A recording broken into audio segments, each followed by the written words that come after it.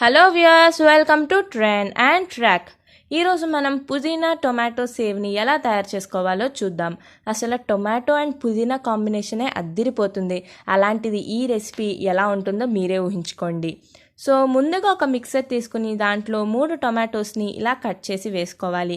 ఆ తర్వాత కొన్ని కడిగిన పుదీనా ఆకుల్ని వేసుకోవాలి. ఎక్కువ పుదీనాని వేయొద్దు ఫ్రెండ్స్, ఇంత సరిపోతుంది.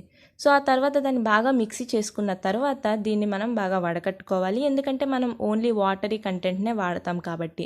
సో ఇలా కింద పడకుండా జాగ్రత్తగా కలుపుకుంటూ ఉండండి. మన టొమాటో పుదీనా జ్యూస్ రెడీ అనమాట. సో ఇప్పుడు ఒక మిక్సింగ్ బౌల్ తీసుకుని దాంట్లో 2 కప్స్ శనగపిండిని వేసుకోవాలి. సో ఫస్ట్ కప్ అయిపోయింది, సెకండ్ కప్ వేసుకుంటున్నాను. అండ్ నెక్స్ట్ ఇప్పుడు 1/2 కప్ బియ్యం పిండిని వేసుకోవాలి. ఆ తర్వాత 1 టేబుల్ స్పూన్ వెన్న పూసను వేసుకోవాలి. దీనివల్ల మనకి మంచి క్రిస్పీనెస్ అనేది వస్తుంది. అండ్ దీని తర్వాత 1/2 టేబుల్ స్పూన్ పసుపుని వేసుకోవాలి.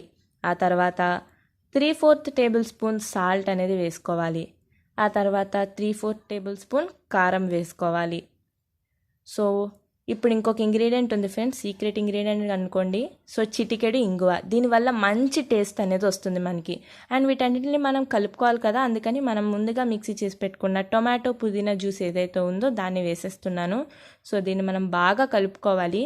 సో దీంట్లో మనం ఎక్స్ట్రా వాటర్ అనేది అస్సలు యాడ్ చేయం ఫ్రెండ్స్. సో ఈ టొమాటో పుదీనా వాటరే సరిపోతుంది. దీన్ని బాగా మెత్తగా కలుపుకోండి. చూసారు కదా, బాగా మెత్తగా అయ్యింది, మంచి ముద్ద కన్సిస్టెన్సీ అనేది వచ్చింది.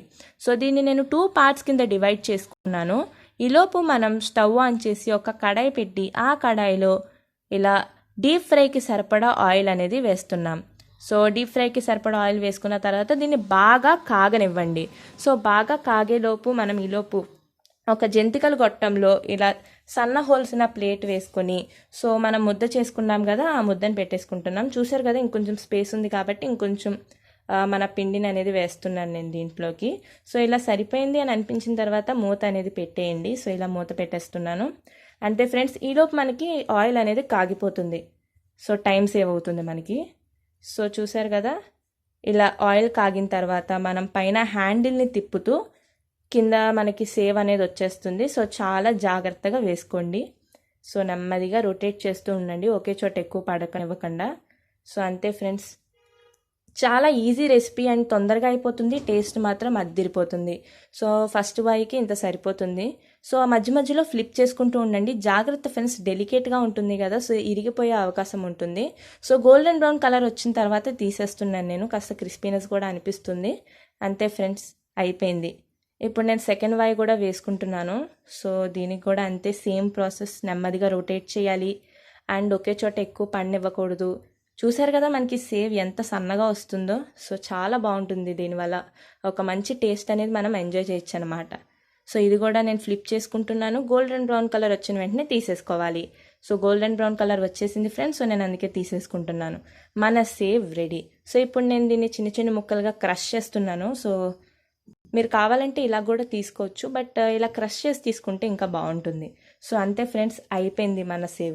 బట్ నేను ఇక్కడ 1 టేబుల్ స్పూన్ చాట్ మసాలాని వేసుకుంటున్నాను. ఇది optional friends. So chaat masala వేసుకుంటే కనుక మనకు కాస్త నమ్కీన్నెస్ కానీ ఒక మంచి డిఫరెంట్ టేస్ట్ అనేది మనం ఎంజాయ్ చేయొచ్చు అనమాట. సో మీరు కావాలంటే వేసుకోండి, లేకపోతే లేదు. అంతే ఫ్రెండ్స్, మన సేవ్ రెడీ. టేస్ట్ మాత్రం చాలా బాగుంది, మీరు ఖచ్చితంగా ఎంజాయ్ చేస్తారు. సో ఒక్కసారి చేసుకున్నారంటే మళ్ళీ మళ్ళీ చేసుకుని తినాలనిపిస్తుంది.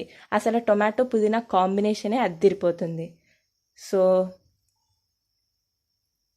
మా ఛానల్ కనుక నచ్చినట్లయితే సబ్స్క్రైబ్ అవ్వడం మర్చిపోవద్దు.